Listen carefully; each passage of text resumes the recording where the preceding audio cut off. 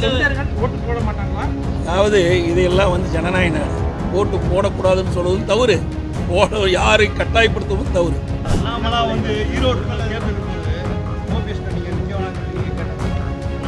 அவர் என்ன வேணாலும் பேசுவார், சந்தர்ப்ப சூழ்நிலை பச்சோந்தி மாதிரி அப்பப்போ கலர் மாறுவார். இதுவுமே என் சகோதரர் உதயகுமார் பேட்டி கொடுத்துருக்காரு. இருந்தாலும் ஒரு வார்த்தை துரோகின்னு சொல்லியிருக்காரு.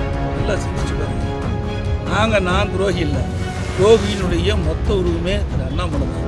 பக்கத்தில் போகிறதுக்கே உனக்கு இவ்வளவு துடிக்குதே, எங்களை எல்லாம் ஆளாக்கி உங்கள் முன் நிறுத்திய எங்கள் தலைவர்களை பற்றி பேசினா எங்களுக்கு எப்படி உள்ள குமரல் வரும்?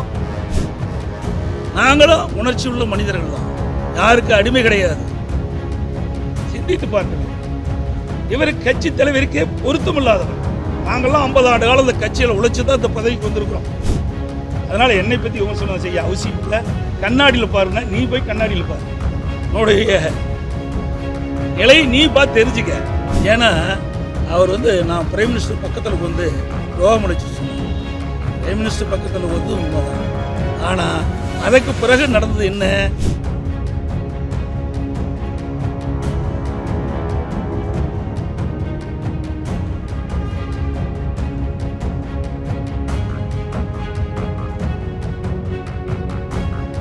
அண்மை காலமாக பல்வேறு அரசியல் கட்சியினுடைய தலைவர்கள் மர்மமான முறையில் கொலை செய்யப்பட்டிருக்கின்றார்கள்.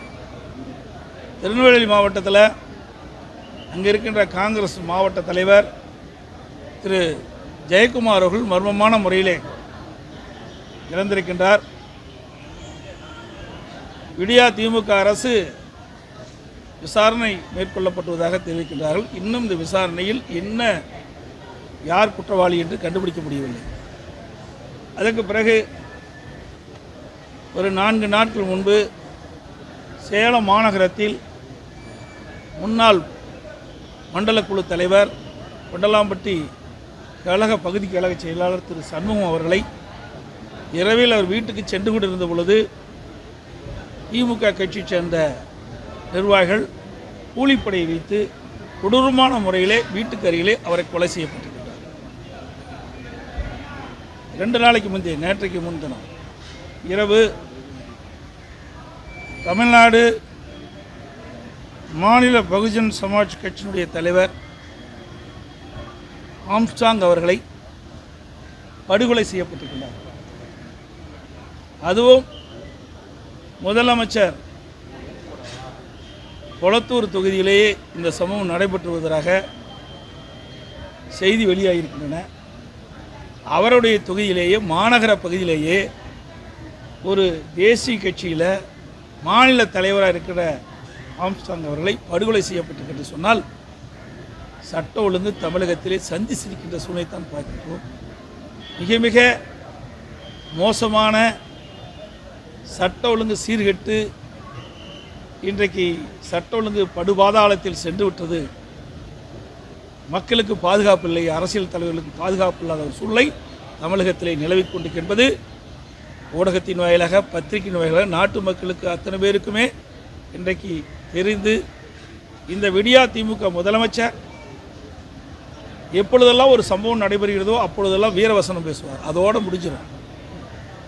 இன்றைக்கு காவல்துறையை கண்டு யாரும் அச்சப்படுகின்ற ஒரு சூழ்நிலையே இல்லை. சர்வசாதாரணமாக கொலை நடக்குது. கசாப்பு கடைக்காரன் ஆட்டை வெட்டுறது மாதிரி மனித உயிர்களை ரவுடிகள் இன்றைக்கு வெட்டி சாய்க்கின்ற காட்சி திராவிட மாடல் ஆட்சியிலும் பார்க்கப்படும். இப்பொழுது கூட நேற்றைய தினம் 2 கட்சிக்கு தகராறுன்னு சொன்னாங்க. பத்திரிகை ஊடகத்தில் இன்றைக்கி வந்திருக்குது. ஓட்டு கேட்க போகும்போது பிரச்சனையாக இருக்குது. அங்கே கூட வாக்காளர் கூட அடைச்சி வச்சுருக்கிறாங்க. அந்த பகுதியில் போய் சந்திக்க போகும்போது இப்படி பிரச்சனை ஏற்பட்டது. ஆக திராவிட முன்னேற்ற கழகம் ஆட்சிக்கு வந்தாவே ஜனநாயகம் செத்துடும். ஜனநாயக படுகொலை தான் செய்யப்படுவாங்க. வாக்காளர்கள் சுதந்திரமாக விட மாட்டாங்க. இங்கே பார்த்தீங்கன்னா இப்போ விக்கிரவாண்டி சட்டமன்ற இடைத்தேர்தலில் 10க்கும் மேற்பட்ட அமைச்சர்கள் முகாமிட்டு அங்கே தேர்தல் பணியாற்றிட்டு இருக்கிறாங்க. யாராருக்கு என்ன செய்யணுமோ அதை செஞ்சுக்கிட்டு இருக்கிறாங்க. அதனால தான் நாங்கள் இந்த தேர்தலை புறக்கணிச்சிருக்கிறோம். நியாயமான முறையில் தேர்தல் நடக்காது. அதனால் இந்த விக்கிரவாண்டி சட்டமன்ற இடைத்தேர்தல் நாங்கள் புறக்கணிச்சிருக்கிறோம். ஓட்டு போட மாட்டாங்களா? அதாவது இதையெல்லாம் வந்து ஜனநாயக நாடு, ஓட்டு போடக்கூடாதுன்னு சொல்வதும் தவறு, யாரை கட்டாயப்படுத்தவும் தவறு. இன்றைக்கு தேர்தல் ஆணையத்தின்படி தேர்தல் சுதந்திரமாக நடக்க வேண்டும். யாரையும் கட்டாயப்படுத்த முடியாது. திரு ஓபிஎஸ் அவர்கள் வந்து அதிமுக மீண்டும் வெளியேறக்கான முயற்சிகள் மேற்கொண்டு வருகிறார். அதை பற்றி உங்களோட நிலைப்பாடு? அதாவது ஓபிஎஸ் வந்து அவர் நினைக்கலாம், ஆனால் எங்கள் தலைமை அதுக்கு உடன்படாது. ஏன்னு சொன்னால் ஏற்கனவே பொதுக்குழு உறுப்பினர்களால் தீர்மானம் கொண்டு வரப்பட்டு ஏகமானதாக தீர்மானத்தை பொதுக்குழுவில் நிறைவேற்றப்பட்டு அவருடைய பொறுப்பு அடிப்படை அதிமுக அடிப்படை உறுப்பினர் நீக்கப்பட்டு விட்டார். அவரோடு 3 பேர் நீக்கப்பட்டிருக்கின்றார். அவர் எப்பவுமே இயக்கத்துக்கு விசுவாசமாக இருந்த வரலாறே கிடையாது. நாங்கள் ஒன்றாக இணைகின்ற பொழுது பல கோரிக்கை வைத்தார். அதில் ஒன்று, மாண்பு அம்மா அவர்கள் மரணத்தில் மர்மம் இருப்பதாக சொன்னார். அதையும் நாங்கள் ஏற்றுக்கிட்டு அதுக்கு ஆணையத்தை நியமித்தோம். யாரை சுட்டி காட்டி மரணத்தில் மர்மம் இருப்பதாக சொன்னார் என்று அனைவருக்கும் தெரியும். தெரியாத ஒன்றும் கிடையாது.